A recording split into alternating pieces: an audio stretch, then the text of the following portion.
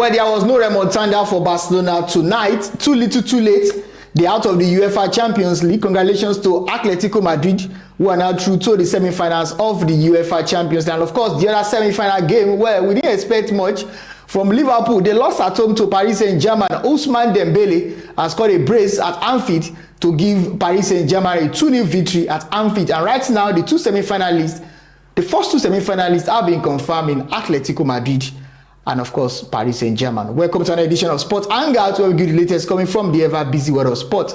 My name is Toby. I want to talk about the UEFA Champions League. I've got JJ here. JJ, what a game we had tonight. It was fun. The first one, I mean, the one that we really monitored, the game between Barcelona, Atletico Madrid, and thrilling and drama. I mean, let me get your view about that game. I said it in the preview that we would have drama. Yes, and we saw drama. There was drama towards right from the kick. From the start to end of the game, it was drama all through. And yes, because Diego Simeone was a man on a mission, and it was like he had a point to prove to Hansi Flick, and especially since the last time when they beat them at Nou Camp in the league. So you look at I think the officiating is the center referee. I mean, it's a polarizing opinion now. Yeah. The opinion about the referee will be subjective, to be honest, because Barcelona fans right now, they will not be happy because they fear they got some calls that went against them. Yeah, it's really true. I mean, by Lamine Yamal. So you have to understand that.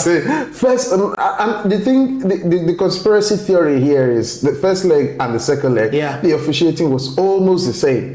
Almost the same. It was free for all, and I think that really helped Atletico Madrid, to be honest. The officiating, because they were able to express themselves. They were able to make tackles, launch in the tackles, because the referee left the ball almost free flow. And it helped us to enjoy the game. Honestly, and that game should have produced at least 5 yellow cards. Exactly. At least 5 yellow cards. Because there were tackles in that. There were tackles that, I mean, there were tackles. If you are talking about tackles, fouls in football, it's quite surprising how it was just limited to about 2 or 3 cards, but that was an auxiliary. Let's get into the nitty-gritty of that game. Now, Barcelona scored first in the 4th minute through Lamine Yamal, and at that time they got the momentum back. They scored the second goal, and we thought that we were going to score the third goal, but Ademola Lookman of Nigeria put one back for Atletico Madrid at that particular time where momentum went back to Atletico Madrid, and then we thought that Barcelona was going to score the third goal, maybe in the second half, but they got a red card, JJ. That red card that Barcelona got, do you think hypothetically, if they didn't get that red card, they would have won that game? Because they were pressing Atletico Madrid, but that red card that they got, they were, because if you look at the performance after the red card, the performance didn't look like they were a man down. Yeah, they were still. I mean, it was still. But to be honest with you, I think it had an effect, especially for the first 5-10 minutes after the red card.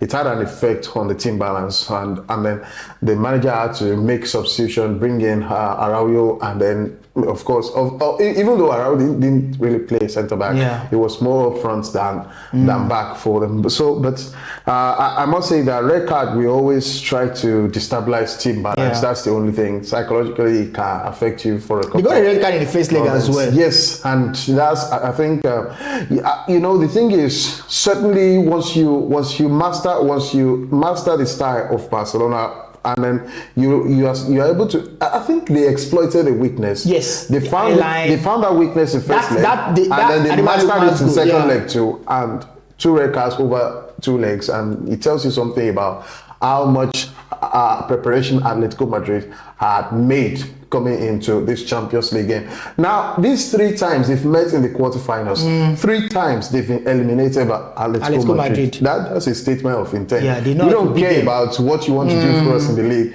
In the Champions League, we're the boss. We know how to beat you, so you calm down. Of course, another point I want to talk about is the tactical maneuvering of Diego Simeone. Now, I thought that he was going to defend in this game because we know Diego Simeone is a defensive manager. And then after scoring 2 goals in the first leg, we thought that in the second leg, where maybe we'll try to sit back and defend. But hey, he went out against Barcelona, and again he brought in a striker. At the time where I thought that he was going to bring in a defender, JJ, were you surprised when he brought in Solos? I thought that he was going to defend. When I watched first leg, so I knew that the substitutions he made today were almost identical to what he did from first leg. So that was like a huge mentality shift in what we want to do. And he said in his press conference that he had an idea of what he wanted to do. So that's not for people to know. It's for him to know what he will execute on the pitch. So it was only on the pitch for 15 minutes there. Yes, he was more or less on the pitch for about that time. And look, who calls the red card? Solid. So he said he was a man that had clear picture of what he wanted to do, and I'm sure one of those things he must have instructed Solot on was to look at how he could stay in between the centre backs and drag them. And yes, Atletico Madrid were able to exploit that because he dragged them out, and by the time before they realized it, Eric Garcia was out of position, and in order to save his team, I think that was what was on his mind. It was just a rush of emotion, to be honest. You can't be playing that type of game today and you in that stadium against that team and think you can still be 100% in your emotion. No, you can't control your emotion 100%. So I think it was just a rush of adrenaline that got Eric Garcia to do what he did there. Maybe he saw a player coming to help him. He might not have intended or thought he was going to end up, or probably he thought it was going to be an offside. Eventually it was a red card for him, but Diego Simeone today showed that, you know, sometimes you and quite rightly, because Barcelona, I keep saying it, the way they keep today, I think today they managed a bit to stabilize moving their back line up front. So, but then because that's always the weakness teams look to exploit, and I think that must be one of the reasons Diego Simeone didn't play too defensively, because he felt with Ademola Lookman and with Simeone, those on the flanks, he felt like and then you have the striker, that's Alvarez. He felt like he could exploit the back line, and you had Antoine Griezmann also. He was, at first he was rusty, but he grew into the game, and that was brilliant performance by Atletico Madrid. All right, congratulations to Atletico Madrid. So they've been waiting for a winner between Sporting City and Arsenal.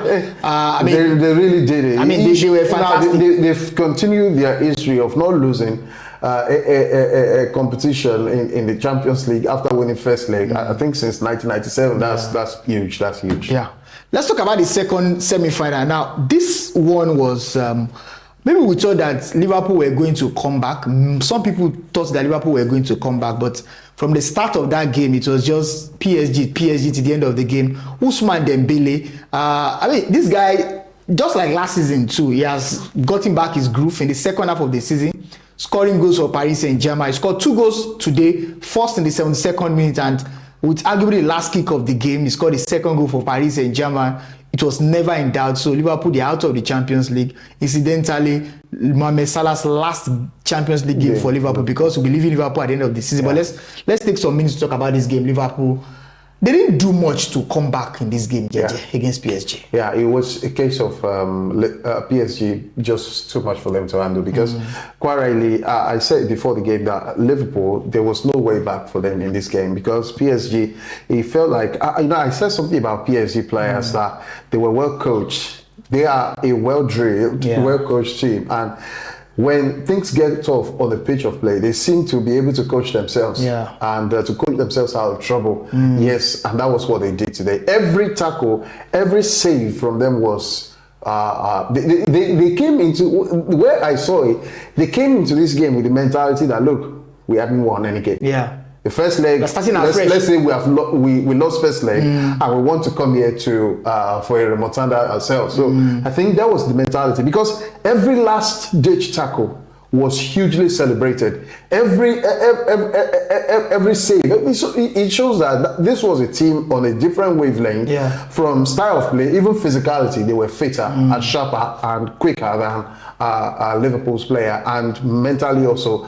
They show that they were not a team that was on the same wavelength as Liverpool. So quite a lot of things were different. And yes, Ousmane Dembele, it was a massive difference, because you You just look at that team, the way they play, the way they are compact, they are fluid, they are free flowing. And Ousmane Dembele is absolutely difficult to mark. Yeah, he is. He's going to drag you to his own half if you're not careful. If you want to mark him, that's the sort of player he is. He's a very selfless player. He plays for the team before he thinks about himself. And the way he's going, honestly, I won't be surprised if he retains the Ballon d'Or because it's just exceptional. It's a phenomenal of a player. Now, for PSG, they don't know whether it's home or away. The way they beat Chelsea is the same way they've beaten Liverpool. So, through to the semi-finals of the Champions League, they won the Champions League last season. And the last time, I can't remember the last time a team defended the champion. Maybe Real Madrid.